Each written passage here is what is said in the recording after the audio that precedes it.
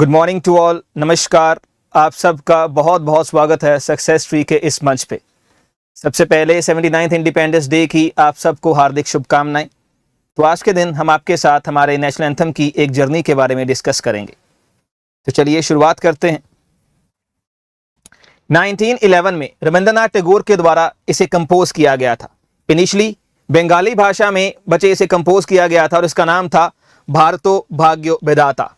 Starting में हम देखते हैं कि इस पूरे के पूरे पोइम के 5 स्टांजास थे और इनका जो पहला स्टांजा है वही आगे जाके नेशनल एंथम का रूप लेगा। अगर बात करें कि पहली बार इसको कहाँ गाया गया था तो हम देखते हैं कि 1911 में दिसंबर के महीने में इंडियन नेशनल कांग्रेस का कलकत्ता में सेशन होता है। इसी सेशन में सरला देवी चौधरानी, जो कि रविंद्रनाथ टैगोर की ही नीज है, उनके द्वारा पहली बार ये इस मंच पर गाया जाता है। अगर मैं कहूं कि कलकत्ता से बाहर यह पहली बार कहां गाया गया है तो सन 1919 में जब रविंद्रनाथ टैगोर साउथ का एक दौरा कर रहे थे तो वहां पर आंध्र प्रदेश में बच्चे एक कॉलेज है जिसका नाम है बेसंत थियोसॉफिकल कॉलेज। इस कॉलेज में पहली बार खुद रविंद्रनाथ टैगोर ने इस सॉन्ग को गाया था। इस सॉन्ग को सुनने के बाद इस कॉलेज की वाइस प्रिंसिपल मार्गरेट कजन्स, जो कि बहुत ही ज्यादा खुश हुई थी, तो उन्होंने रविंद्रनाथ टैगोर जी को कहा कि आप इस सॉन्ग का एक इंग्लिश ट्रांसलेशन कीजिए। और इस सॉन्ग का जो इंग्लिश ट्रांसलेशन है बच्चे, उसका नाम रखा गया था the morning song of India. Margaret cousins के द्वारा ही इस इंग्लिश ट्रांसलेशन को स्कूल्स में, कॉलेजेस में सुबह एज अ प्रेयर गाना शुरू किया गया था। और कहीं ना कहीं जो इसकी म्यूजिकल ट्यूनिंग है उसमें भी मार्गरेट कजन्स का एक बहुत बड़ा योगदान है। उसके बाद हम देखते हैं कि इसका जो पूरा का पूरा इंग्लिश ट्रांसलेशन है बच्चे, वो आपके सामने स्क्रीन पे है।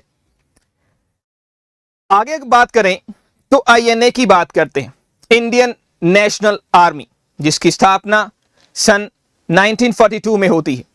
सुभाष चंद्र बोस ने टैगोर जी के द्वारा गाया गया जो सॉन्ग था उसका हिंदुस्तानी वर्जन, जब मैं कह दूं एक हिंदी उर्दू वर्जन, उसको अडॉप्ट किया था as a INA anthem. Subhash Chandra Bose के द्वारा यह एंथम अडॉप्ट किया गया था 25 अक्टूबर सन 1943 को। और इस एंथम को बहुत बार आजाद हिंद रेडियो के माध्यम से भी गाया गया है। हम लोग ये जानते हैं कि सुभाष चंद्र बोस अपने जीवन में कुछ साल जर्मनी में भी बिता कर आए हैं। जर्मनी में एक सोसाइटी हुआ करती थी जिसका नाम था जर्मन इंडियन सोसाइटी। वहां पर भी एक रेडियो था जिसका नाम था radio symphony orchestra of Hamburg. वहां पर सुभाष चंद्र बोस के कहने पर इस वर्जन को वहां पर भी गाया गया था। और आगे जाके जब हम बात करते हैं हमारी संविधान सभा की, तो संविधान सभा की डिबेट्स में एक चीज देखने को आती है। संविधान सभा के सामने 2 चीजें थी। एक साइड हम जन गण मन की बात कर रहे हैं और दूसरी साइड वंदे मातरम की बात की जा रही थी। तो संविधान सभा के सामने इन दोनों में से किसी एक को as a national anthem adopt करने का बेसिक एक कॉन्फ्लिक्ट था।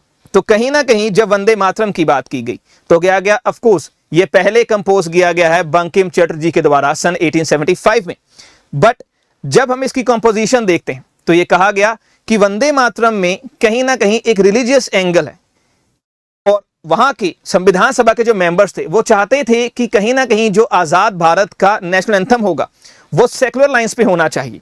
और दूसरी बात, जब हम इन दोनों सॉन्ग्स को म्यूजिकली ट्यून करते हैं तो ये देखा जाता है कि कहीं ना कहीं कंपैरेटिवली जो जनगण मन है वो कहीं ना कहीं इजी टू सिंग है। तो इन दोनों चीजों को कहीं ना कहीं ध्यान में रखते हुए 24 जनवरी सन 1950, जो कि फाइनल मीटिंग ऑफ संविधान सभा के रूप में देखा जाता है, उस दिन राजेंद्र प्रसाद ने जनगण मन को आजाद भारत का नेशनल एंथम अडॉप्ट कर लिया था। तो आई होप बच्चे आपको यह जानकारी अच्छी लगी होगी। तो इसी के साथ हमारी पूरी टीम की ओर से एक बार फिर से आप सबको हैप्पी इंडिपेंडेंस डे। जय हिंद, जय भारत।